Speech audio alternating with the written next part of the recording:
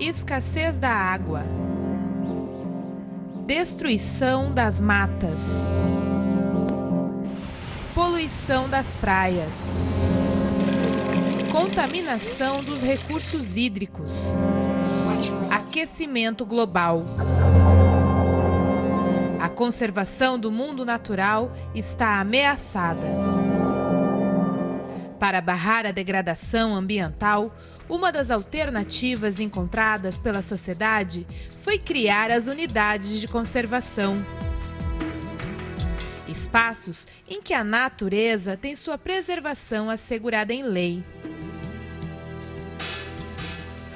No Brasil, o Sistema Nacional de Unidades de Conservação, o SNUC, disciplina a questão e prevê diversos modelos. Entre eles está a criação dos parques nacionais e estaduais. Importado dos Estados Unidos, a principal característica deste modelo é a proteção integral de sua área, o que atinge, em muitos casos, o modo de vida das comunidades tradicionais que estão nos limites destes espaços. Eu não gosto da cidade, cidade não tem vizinho. Embora com muita gente, a gente vive sozinho. Na cidade não tem paz, não tem amor nem carinho. E no sítio tem tudo isto e eu canto que eu sou passarinho. Eu não gosto da cidade porque lá é o desamor. Lá ninguém se cumprimenta na base do rancor. O cheiro da cidade é de carvão e soro. E o cheiro do sítio sai da essência da flor. O sítio é muito melhor, muito mais a liberdade. Os passarinhos trabalham e as abelhas à vontade. Por isso que eu falo com toda a sinceridade. É do sítio que vai a comida para a cidade. O sítio é muito bom, é beleza para se viver. Lá no sítio tem de tudo, se pode melhor compreender. Eu nasci no sítio e no sítio quero morrer.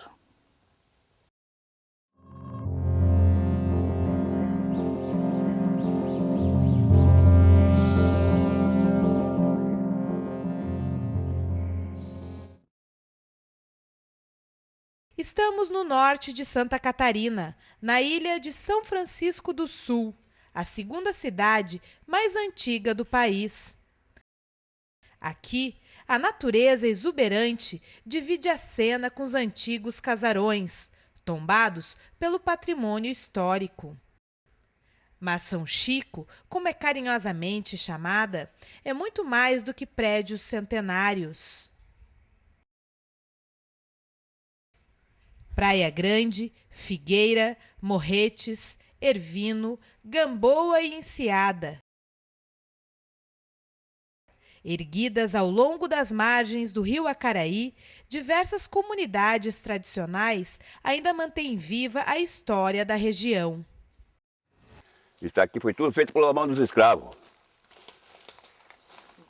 Isso aqui tem uma casa enorme, isso aqui está aqui, ó. Olha, já pode ver aqui, ó. Isso aqui, ó.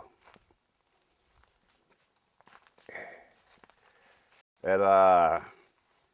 chamava o pai de Zeca Pereira, que era o pai do Isidório. Engenho Grande. Era do tempo de escravo. Tempo de escravo. Ah, é? Foi feito do tempo de escravo. E o falecido meu pai que comprou a casa. Ah, é? Mas antes de nós, o meu falecido meu pai comprar a casa, morava muita gente, morou muita gente. Na época da guerra, na época da guerra, da Revolução de 30, correu muita gente para lá e se abrigava tudo nessa casa. Para se esconder? Se esconder. A Figueira era um lugar bonito. Tinha bastante casa mesmo, bastante casa. Tinha 2 campos de bola, 8 engenhos. Tinha coisa mesmo interessante.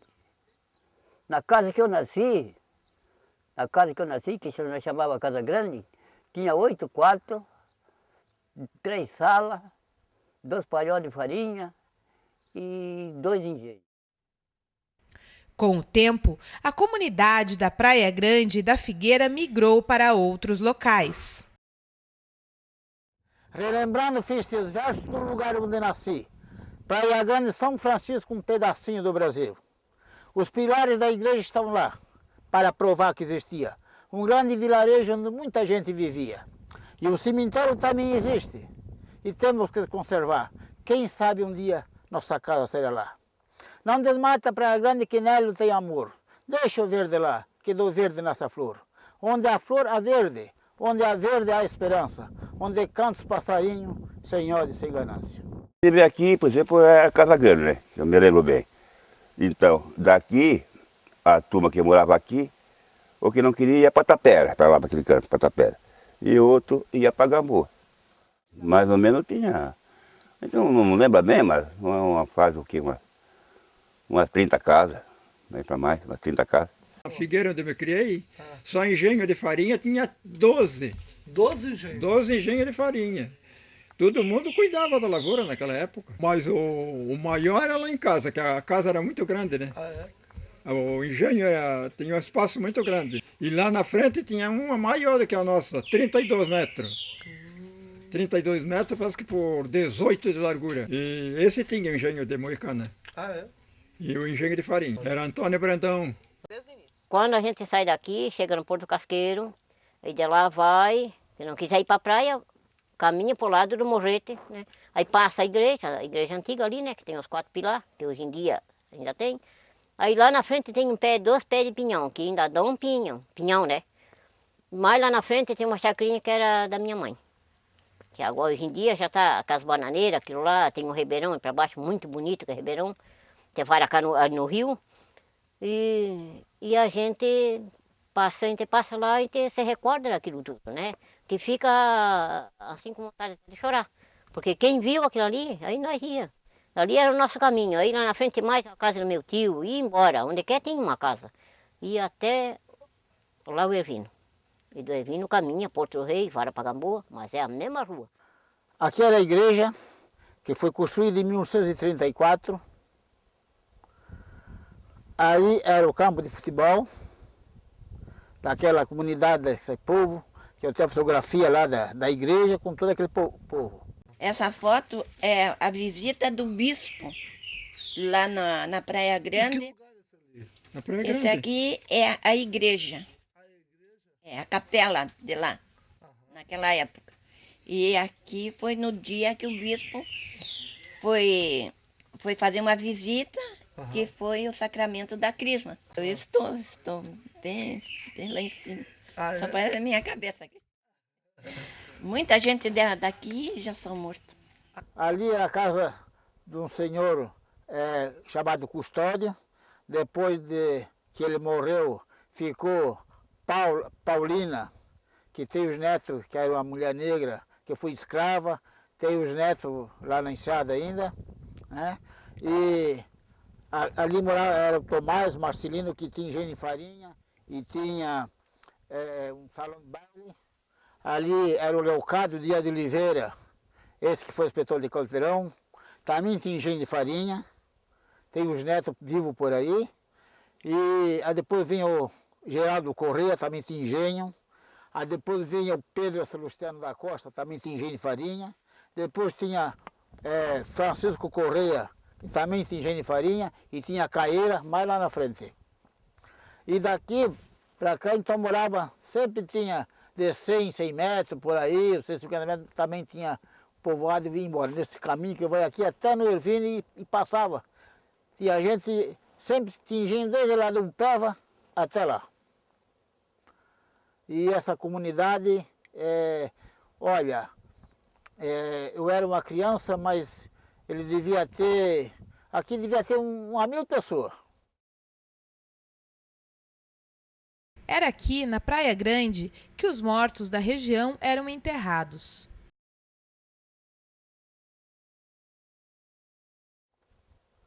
Meu pai, minha mãe, meus avós estão tudo no cemitério ali. Bisavô, está tudo aí. Esse cemitério aí, segundo os meus passados, os meus avós que me contavam, tem mais de 200 anos esse cemitério aí, com a data de hoje. Ninguém sabe quando foi construído esse cemitério, de tão velho que é. Está aí nesse cemitério, quem morreu está no cemitério, quem não foi embora... A gente ia até o porto, né? Que às vezes não tinha canoa, lugar para a gente ir na canoa, né? Que a gente acompanhava até o porto, lá o porto da Tapera. Aí de lá embarcava, eu botava o caixão e 4 homens eu ia enterrar e nós voltava. Que aí não tinha canoa para todo mundo ir, né? Então o lugar ali do porto. Foi criança também, né? Eu fui no enterro de uma criança. De uma criança assim, de uns 3 anos, que era a filhinha da Norma. Meu tio foi enterrado na Praia Grande, minha avó. Então aquele Né? lugar para a senhora lá é importante, É. dona Maria. Os meus avós. E o pessoal da Figueira ficava no porto mais para cá, né? Então, O pessoal que morava cá na Figueira, aí a gente ia lá, tava lá, rezava tudo, e aí saía aquele acompanhamento, né? O caixão numa carrocinha e o cavalo puxando até o porto. Dali eles botavam numa canoa e levavam ali, a gente se despedia tudo, né? Às vezes ia a mulher, às vezes era o marido que ia acompanhando a esposa, que já tinha morrido, né? E esses 4 homens, que eles mesmos faziam ó, o buraco, né? E botava ali o caixão. É, foi muita gente querida que a gente conheceu. Leocádio Dias de Oliveira. Esse que era o inspetor de quarteirão. E a sua família? Ah, os meus avós estão aí, mas não sei mais onde estão. Estão aqui.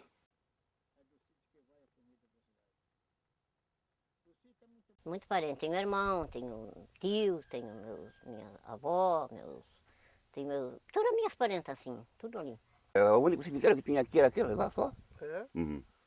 Então, Então tu acha que era mais fácil levar daqui de canoa do que levar lá para a cidade, porque não tinha outra condução, outra solução, né? E eles parentes da gente lá. Eu tenho um irmão lá que foi enterrado, meu irmãozinho. As ruínas da igreja ainda ecoam os dias das agitadas festas religiosas. Quando fazia festa aqui, enchia de gente.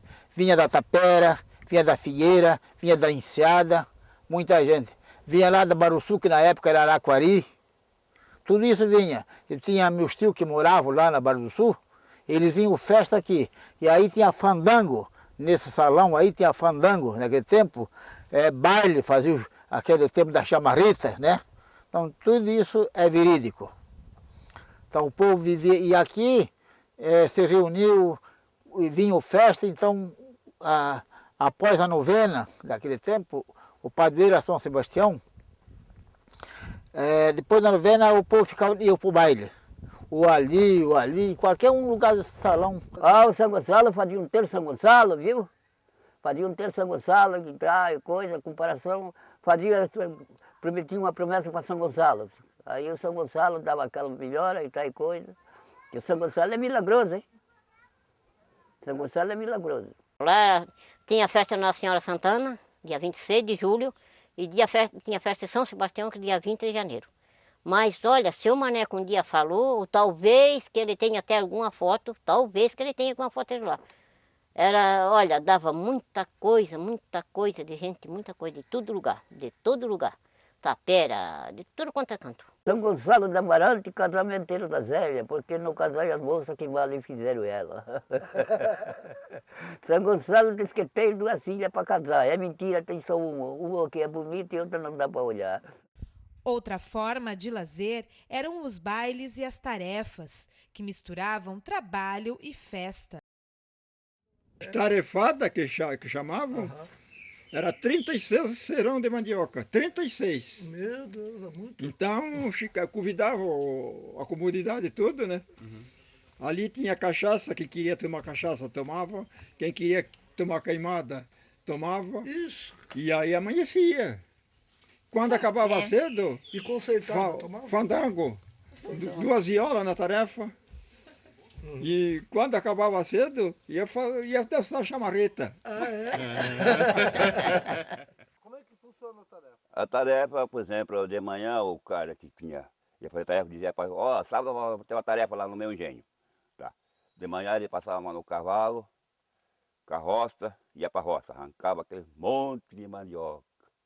Ela montou ele, trazia, botava no meio da casa, aí 30, 40 balais de mandioca.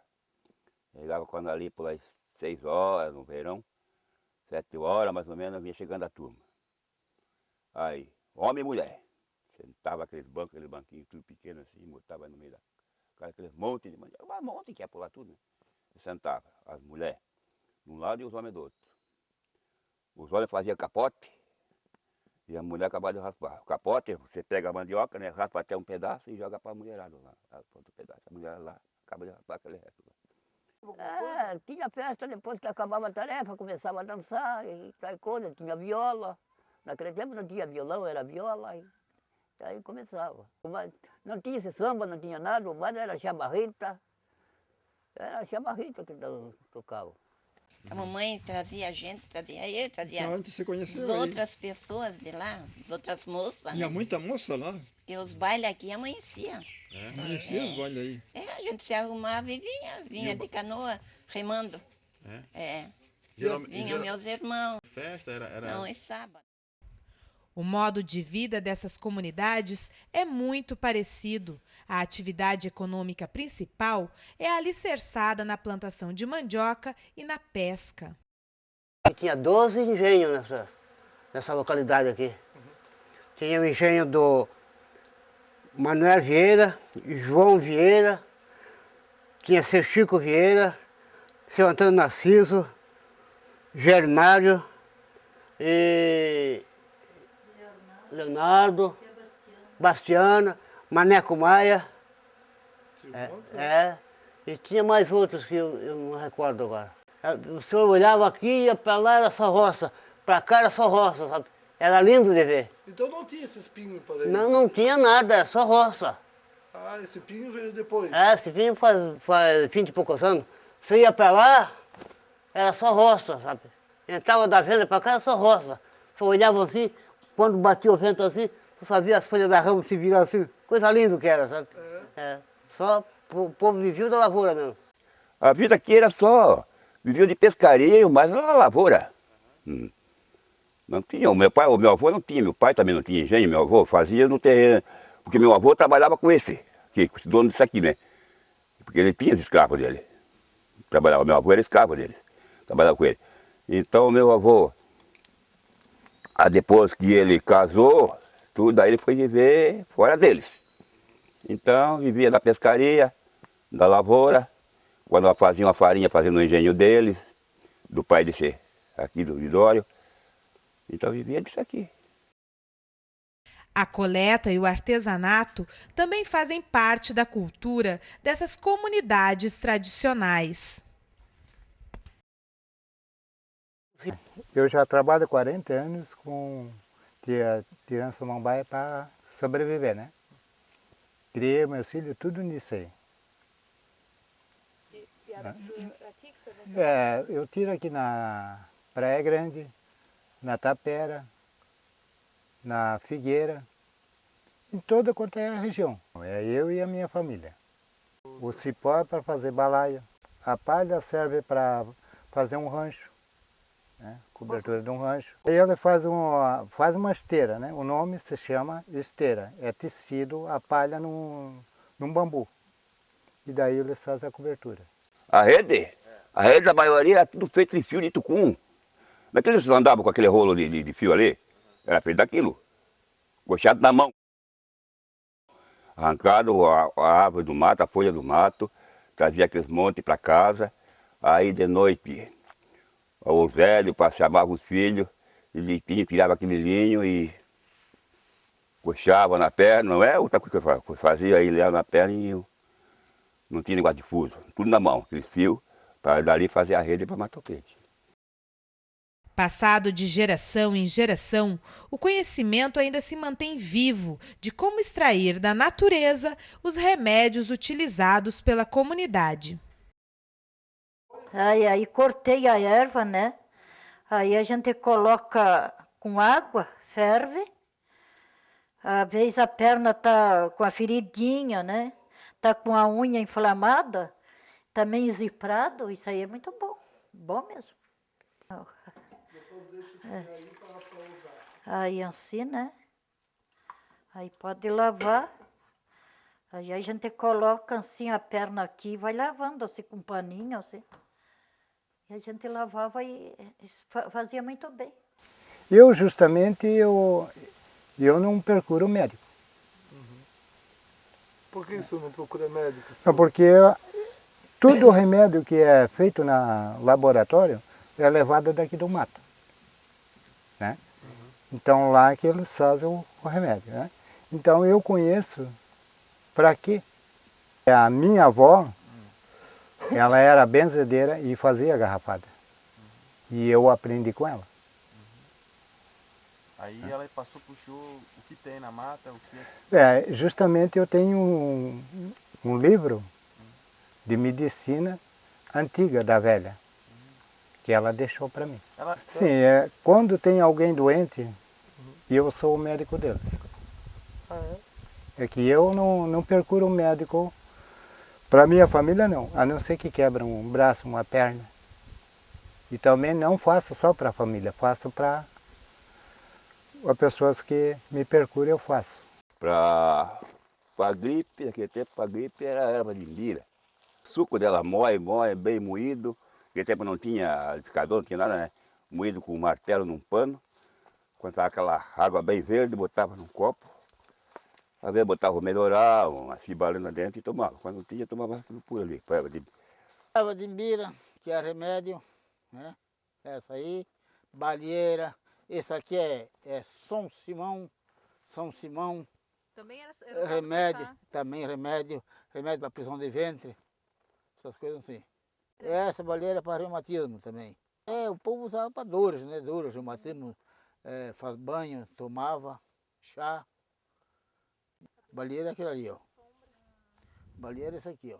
Agora está verde, depois ela fica bem vermelha, as baguinhas dela. Tanto come, a gente come como o passarinho também come. Tem a cana-santa, né, que é para o estômago. Tem o ferro do índio, que é para o estômago, para o fígado, né? A hortelã, tudo encontra por aqui. Uma dor de estômago é só fazer o chá do ferro do índio, né? É o remédio. E aí também o chá da hortelã, né?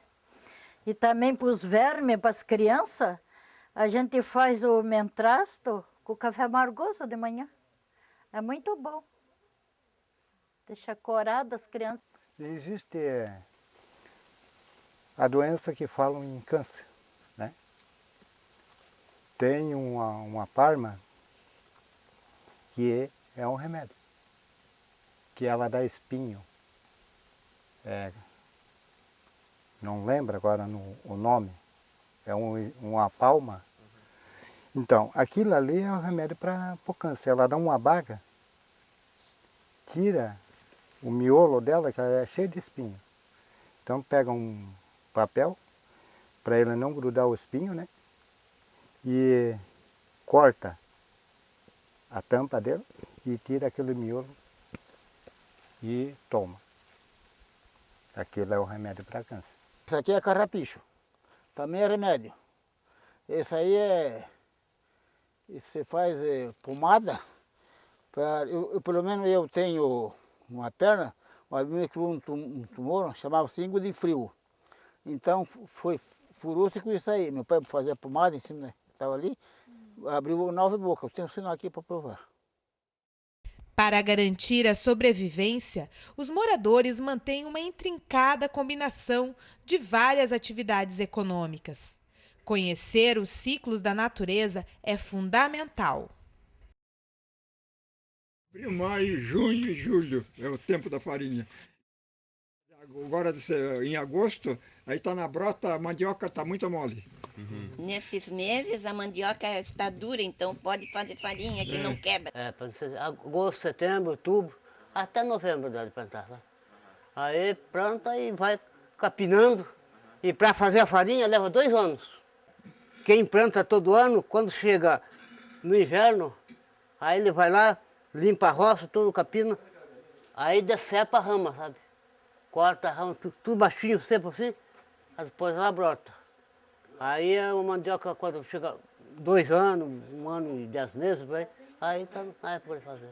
Por isso aí é o perigo. É bom para cortar, tem que ser numa lua nova. Uma lua nova? É. Por que será? Porque aí ele não bicha, não apodrece, né? Ele seca, não apodrece.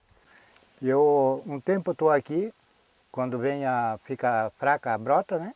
Aí um tempo estou aqui, um tempo estou lá na Praia do Arvino, né? E essa região que eu estou Então, agora ela está fraca, que geou, né? Geou. Então ela ficou fraca para lá. Então aqui ninguém mais tirou, eu voltei para cá. Quando ela ficar fraca aqui, eu volto para lá. Daí ela já está bom de tirar novamente. Era trabalhar no mato. Tirar um palmito, tirar cipó para fazer cabo, para puxar rede. A minha mãe tirava marcela, cortava capim para vender na cidade. Quando eu trabalhava na roça, pescava, caçava, para manter a família, né? Porque naquele tempo era muito difícil, o dinheiro era escasso. Então a gente tinha que se virar para onde tivesse alimento, né? Às vezes não dava peixe, tinha que caçar. Hoje, o engenho do seu Zeca é um dos poucos que ainda permanece em atividade. A farinha nós pegamos dali, nós trouxemos a mandioca de fora, né? Como falei para você, trago lá do Peroba, e nós raspamos todo, moemos, e pensamos, semana passada fizemos 3 carroçadas. Aí ontem nós fizemos mais uma. Eu busquei no Miranda também, lá do Peroba veio de caminhoadas, aqui pro engenho, já faz uns 2 meses e pouco que nós estamos fazendo farinha, sabe? 2 meses e pouco. Agora nós estamos no final.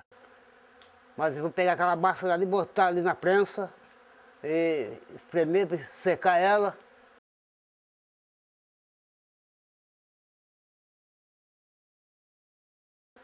E aí depois que secar, para amanhã torrar então.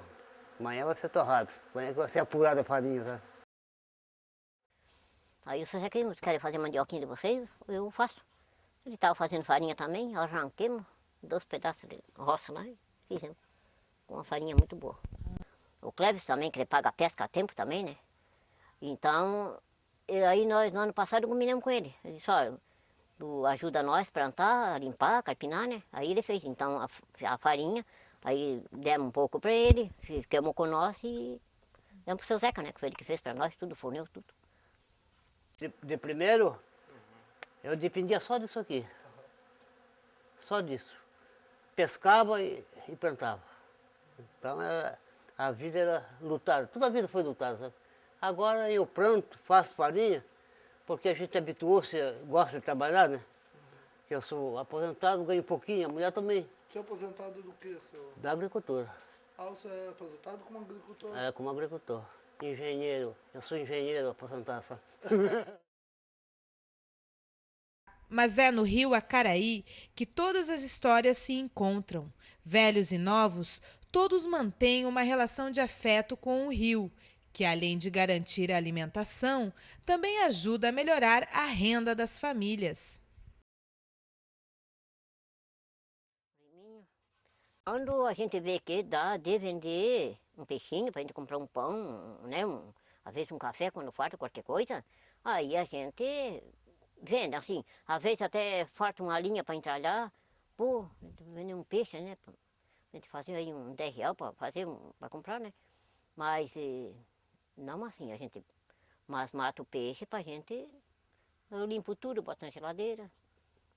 A maioria revende o peixe, a maioria do pessoal revende o peixe porque é o único meio de sobrevivência que eles têm para poder manter, poder comprar as outras mercadorias.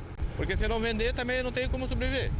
Caía na água às 6 horas da tarde e ia sair 5 horas da manhã. Ele lançou muito. É mesmo? Nossa, você pensa só agora, né? Quer dizer que cada lanço ia para canoa, né?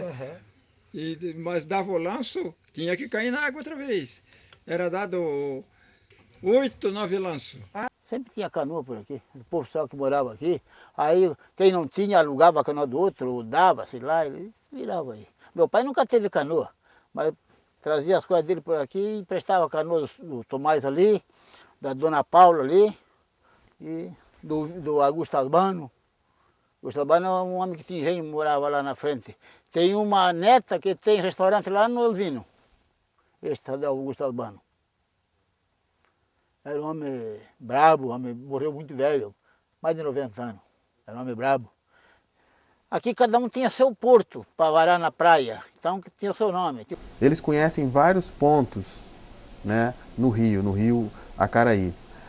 Esse conhecimento, né, que está relacionado à à pesca, que está relacionado ao processo de contemplação, possivelmente também a rituais religiosos, enfim.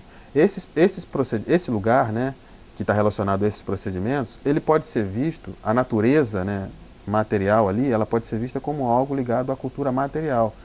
Só que essa cultura que está lá, esse lugar, ele, para a comunidade, ele tem um significado, ele aparece de uma maneira bem precisa.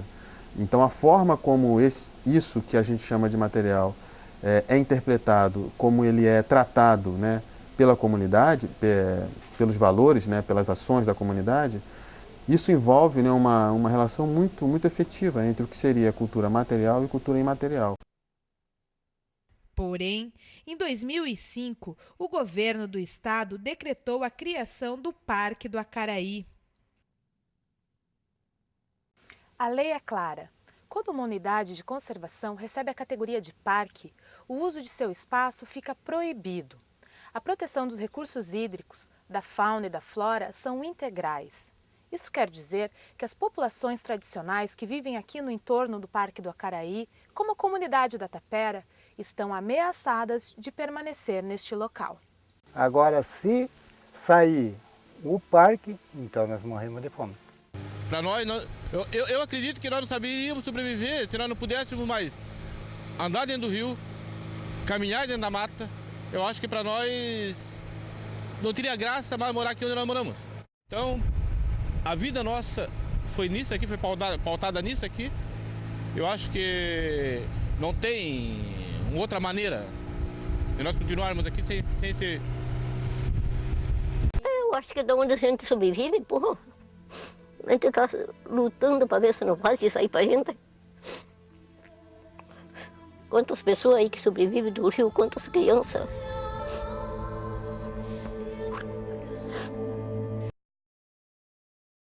Esse modelo, ele é um modelo problemático. Por que ele é um modelo problemático? Porque ele parte do princípio que ser humano e natureza são coisas separadas, né, dissociadas e rivais. A biologia é muito ampla, né? Ela vem desde genética até ecologia e hoje é uma ciência nova que é a etnoconservação ou a etnobiologia, que é o quê? Essa relação das comunidades tradicionais com o meio ambiente. E estudos recentes estão mostrando que a diversidade, que é o que é a grande chave, né, para a proteção de uma unidade de conservação, a biodiversidade, essa chave, os estudos estão mostrando que essa comunidade tradicional tem uma grande importância. O SNUC é uma lei que foi pensada para o Brasil inteiro, né? E a gente vai ter as situações particularizadas, né? O que acontece é que muitas unidades de conservação são criadas sem existirem estudos prévios em quantidade suficiente para fundamentar não só a delimitação da área, a contento, mas fundamentar a presença de populações tradicionais no interior ou no entorno.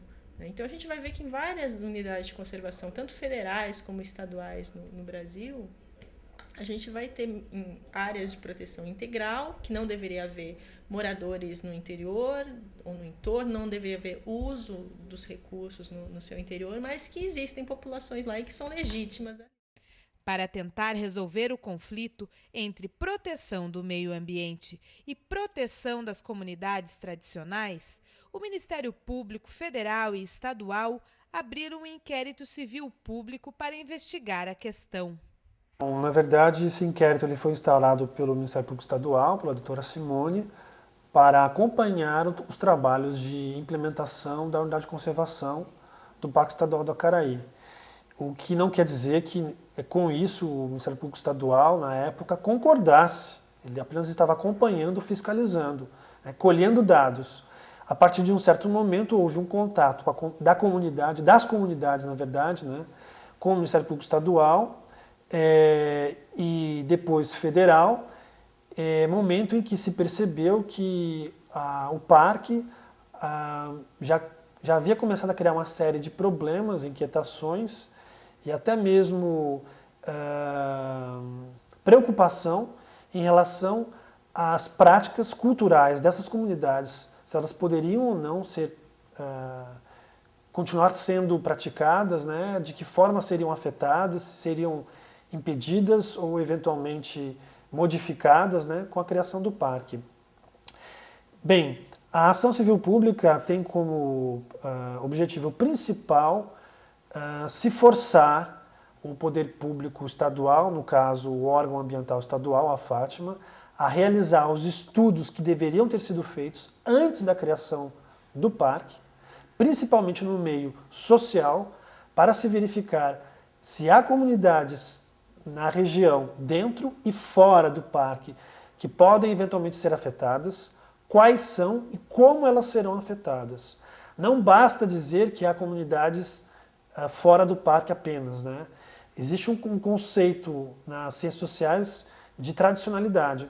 Então, ainda que haja comunidades apenas fora do parque, se práticas sociais, culturais, ocorrem dentro do parque, essas práticas vão ficar comprometidas, há sim uma interferência na cultura das comunidades, há sim impactos nessas comunidades e, portanto, essa unidade de conservação será prejudicial, ao menos nesse aspecto, para as comunidades. A lei estabelece que em unidades de conservação de proteção integral, as comunidades tradicionais, eventualmente existentes no interior ou no seu entorno, que utilizem dos recursos naturais inseridos na unidade para a sua sobrevivência, elas devam ser retiradas, realocadas, deixem de usar esses recursos num tempo determinado. A lei é bem específica ao incluir a expressão até que essas comunidades sejam realocadas e sejam dadas condições suficientes em outra localidade para que elas encontrem recursos naturais para sua sobrevivência, desde que não dentro daquela unidade de conservação. Em sendo comunidades tradicionais, isso é absurdo, isso é inviável, isso é inconstitucional. Essas comunidades, elas têm a sua proteção prevista já na Constituição Federal. Para embasar a ação, um corpo técnico formado por profissionais de outras áreas que não a do direito foram chamados para estudar o assunto. Tem muitas pessoas que acham que o patrimônio cultural está na casa ou no prédio, de pedra e cal, como chamam. Mas o patrimônio cultural daquela comunidade está no saber fazer deles. O conhecimento que eles têm em relação ao meio que eles vivem é extremamente importante e para eles é vital. Então, ao invés de nós tirarmos de lá, deveríamos aprender com eles como utilizar aquele espaço adequadamente. Seja na hora de trabalho, seja na hora da religiosidade, seja na hora do lazer. Então a comunidade ela estava preparada quando nós chegamos já para defender o território. Então nós percebemos ali uma disputa de território, né? Diante da possibilidade de implementação do parque, que já foi criado, né? Que já foi decretado. Os peritos constataram também a falta de critérios técnicos para a demarcação da área do parque. Região de nascentes do rio Acaraí. Observa-se fornos para queima de carvão, ocupação por gado e pastagem. Nas margens do rio Acaraí, uma extensa vegetação de manguezal. Parte dessa vegetação está sendo degradada pela ocupação irregular. Muitas áreas de nascentes estão comprometidas pela forma de ocupação ali na Ilha de São Francisco e não são contempladas nem pela unidade de conservação e nem pela zona de amortecimento dessa unidade de conservação. Em momento algum, o Ministério Público Estadual e Federal se coloca contra a criação de unidade de conservação no local. Está bem claro para a gente que aquela área toda da Laguna da Acaraí é uma área de excepcional valor físico e biótico, únicos, extremamente singulares, que devem ser protegidos, agora não em detrimento das comunidades, não em detrimento de um dano social. Na verdade, o que o Ministério Público Estadual e o Federal estão buscando é justamente uma solução técnica, que já deveria ter sido adotada, de conciliar a proteção ao meio físico e biótico com a proteção das comunidades, com a proteção do patrimônio cultural dessas comunidades. Antes de criar a unidade de conservação, tem que ter estudos, tem que ter informação básica. Saber que tipo de, não só informações ecológicas, mas informações socioeconômicas daquela região também. Então, se você tem as informações previamente, aí bom, então vamos ver qual que é o melhor mecanismo para a conservação dessa área, né? Se é uma unidade de conservação de proteção integral ou de uso sustentável. Porque senão a gente acaba... A criação do conflito, ela é prejudicial à própria conservação. Então, colocar um parque ali seria como silenciar uma série de coisas, inclusive essa tradição, que para a gente pode ser de fato fundamental para a nossa própria existência. E quando eu digo nossa existência, eu digo a existência de pessoas que também não vivem na tapera, né? Então, e é uma responsabilidade muito grande do Estado quando ele faz isso, né? Apagar, silenciar, né? Acabar com isso que tem uma importância para eles em primeiro lugar, porque isso é um produto da história deles, né? E importância para todos nós, porque é algo também que pode nos auxiliar nas nossas vidas fora de Itapera, né? Então, essa é uma responsabilidade. E é o compromisso que eu percebo que o Ministério Público está tendo. Estudos recentes estão mostrando que a diversidade, que é a grande chave, né, para a proteção de uma unidade de conservação, a biodiversidade, essa chave, os estudos estão mostrando que essa comunidade tradicional tem uma grande importância. O ser humano, ele também faz parte da natureza.